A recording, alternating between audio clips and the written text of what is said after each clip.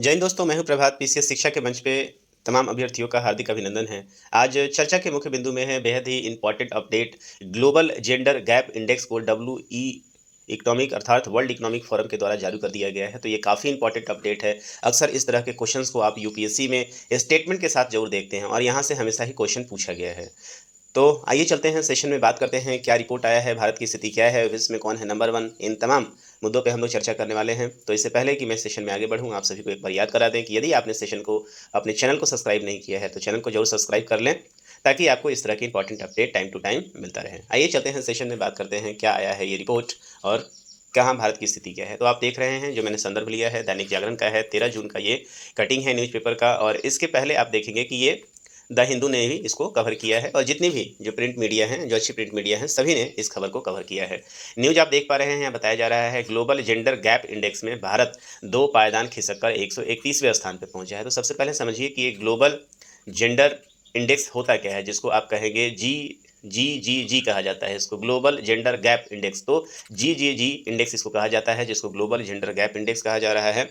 यहाँ बताया आपको ये जाएगा कि भारत में और विश्व स्तर पे मेल और फीमेल के बीच में जिस तरीके से डिफरेंसेज या विभेद किया जाता है, उसके रिस्पेक्ट में सारे यहाँ देशों की क्या स्थिति है, विदेशों में मतलब पूरे विश्व स्तर पे क्या स्थिति है और भारत की क्या स्थिति है, कौन है नंबर वन, भारत की स्थिति क्या रही है, इस बात को आप याद रखें। जारी किसके द्वारा किया जाता है, तो इसको वर्ल्ड इकोनॉमिक फोरम के द्वारा इसको जारी किया जाता है। आइए समझते हैं पूरा न्यूज क्या है। तो विश्व आर्थिक मंच, that is world economic forum, WEF, तो वर्ल्ड जेंडर गैप रिपोर्ट 2025, मतलब इनके द्वारा प्रतिवर्ष, ध्यान रखिएगा, प्रतिवर्ष ये रिपोर्ट जारी की जाती है। तो वर्ल्ड इकोनॉमिक फोरम के द्वारा ग्लोबल जेंडर गैप रिपोर्ट 2025 में भारत पिछले साल की तुलना में 2 स्थान फिसलकर 131वें स्थान पे आ गया है। मतलब 2024 में जो है वो भारत किस स्थान पे था, 129वें स्थान पे था। और अब जो है भारत 2025 में जो इंडेक्स आया, वहाँ पे भारत की स्थिति जो है वो अब 131वें स्थान के लिए हो गया है। इस रिपोर्ट में भारत समेत 148 देशों का आकलन किया गया है। गुरुवार को जारी रिपोर्ट के अनुसार मात्र 64.1% समानता स्कोर के साथ भारत दक्षिण एशिया में सबसे निचले पायदान वाले देशों में से एक है। तो आपके लिए जानकारी के लिए आप 3 चीज़ें नोट कर लें। पहला कि किसके द्वारा जारी किया जाता है, तो वर्ल्ड इकोनॉमिक फोरम के द्वारा। भारत की स्थिति पहले 131 आप अभी जो है 129 थी, और अब जो है 2 स्थान और नीचे खसक के क्या हो गया है, 131 हो गया है। और भारत का जो स्कोर यहाँ पे जो समानता स्कोर है 64.1% जो है, आप समानता स्कोर को आप देख रहे हैं। गत वर्ष 146 देशों का आकलन किया गया था और भारत 129वें स्थान पे था। मतलब पिछले साल जो भारत का था वो भारत 146 देशों में से आप देखेंगे कुल मिला के 146 देशों का आकलन किया गया था, जहाँ पे भारत जो है वो 129वें आप स्थान पे था। और वहीं यदि इस बार आप देखेंगे तो 2 देश बढ़ा दिया गया है और भारत 2 स्थान नीचे आ गया है। तो भारतीय अर्थव्यवस्था के समग्र प्रदर्शन में 0.3 अंकों का सुधार हुआ है। रिपोर्ट में कहा गया है कि भारत में जिन आयामों में समानता बढ़ी है उनमें एक आर्थिक भागीदारी और अवसर है, जहां स्कोर प्लस 0.9% बढ़कर 40.7% हो गया है, जबकि अधिकांशतः संकेतक मूल्य समान रहे हैं। तो यहाँ पे अनुमानित अर्जित आय में समानता 28.6% से बढ़कर 29.9% हो गया है, जिसका उप सूचकांक के स्कोर पर सकारात्मक प्रभाव पड़ा है। मोस्ट इंपॉर्टेंट ये फैक्ट है श्रम बल भागीदारी दर में, है ना, ये इंपॉर्टेंट है। श्रम बल मतलब जो भी यहाँ पे लेबर फोर्स पार्टिसिपेशन जिसको कहते हैं, लेबर फोर्स पार्टिसिपेशन, LFPR कहते हैं इसको, लेबर फोर्स पार्टिसिपेशन रेट कहा जाता है इसको। LFPR में स्कोर पिछले वर्ष के समान 45.9% रहा है, जो कि भारत में अब तक का सर्वोच्च अंक है। तो यहाँ पे आपको थोड़ा सा सुधार नजर आ रहा है। शैक्षिक प्रगति के मामले में भारत ने 97.1% प्राप्त किए हैं, जो कि साक्षरता और उच्च शिक्षा प्राप्त करने में महिलाओं की हिस्सेदारी में सकारात्मक बदलाव को दिखाता है।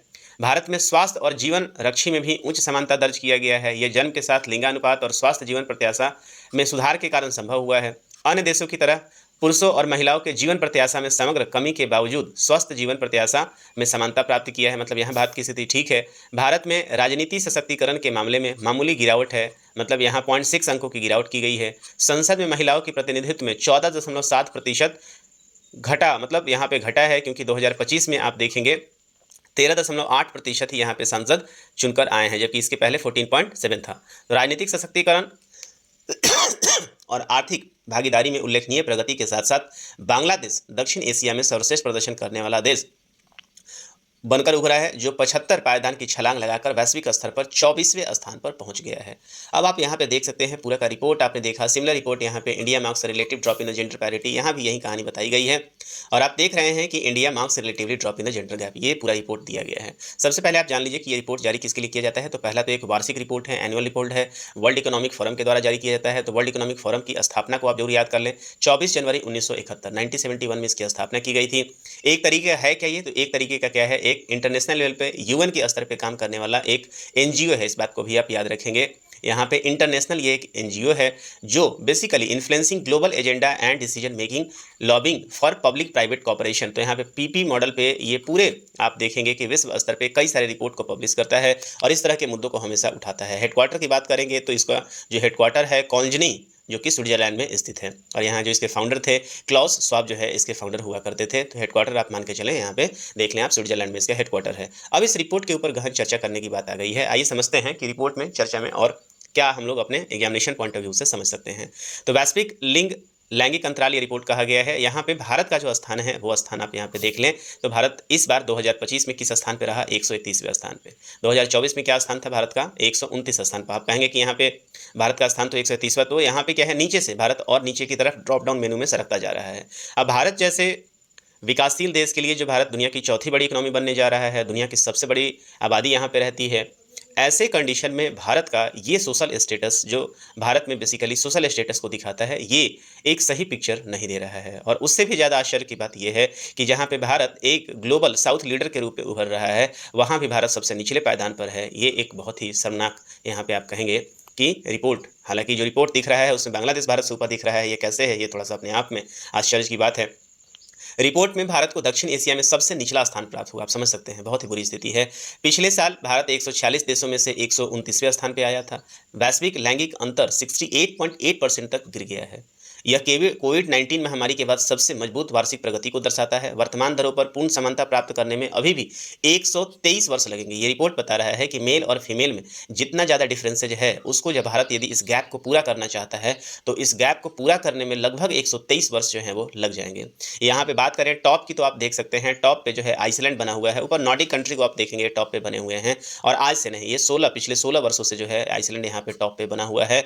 इसके बाद फिनलैंड आप देख सकते हैं, फिनलैंड है, नॉर्वे है, यूके है, न्यूजीलैंड है। ये टॉप के जो 5 देश हैं, इस तरह के जितने भी कैलेंडर आते हैं, जितने भी इंडेक्स आते हैं, आप इन कंट्री को टॉप पे हमेशा ही देखेंगे। आश्चर्यजनक रूप से यहाँ पे देखेंगे बांग्लादेश के स्टेटस में 75 पोजीशन का सुधार हुआ है और वो वैश्विक स्तर पे 24वें स्थान पे पहुंच गया है। तो ये अब वहाँ पे बांग्लादेश में वैसे कोई स्थिति नज़र नहीं आ रही है, लेकिन तत्कालीन रिपोर्ट है, वहाँ एक्सेप्ट करना होगा। तो यहाँ पे आप देखेंगे 75 पायदान का इनको यहाँ पे सुधार हुआ है। तो रेस टू इक्वलिटी में इस बात को आप याद रखेंगे, भारत के पोजीशन को याद रखेंगे, कौन ये रिपोर्ट जारी करता है उसको याद रखेंगे। तो मुझे उम्मीद है कि ये पूरा सेशन आपको समझ में आया होगा। एग्जामिनेशन पॉइंट ऑफ व्यू से बहुत ज़्यादा इंपॉर्टेंट ये इंडेक्स है, क्योंकि इस इंडेक्स को वर्ल्ड इकोनॉमिक फोरम के द्वारा जारी किया गया है। तो आज के सेशन में इतना ही, मिलेंगे आपसे अगले सेशन में कुछ नए अपडेट के साथ। तब तक दीजिए मुझे इजाज़त। साइनिंग ऑफ, दिस इज प्रभात। जय हिंद।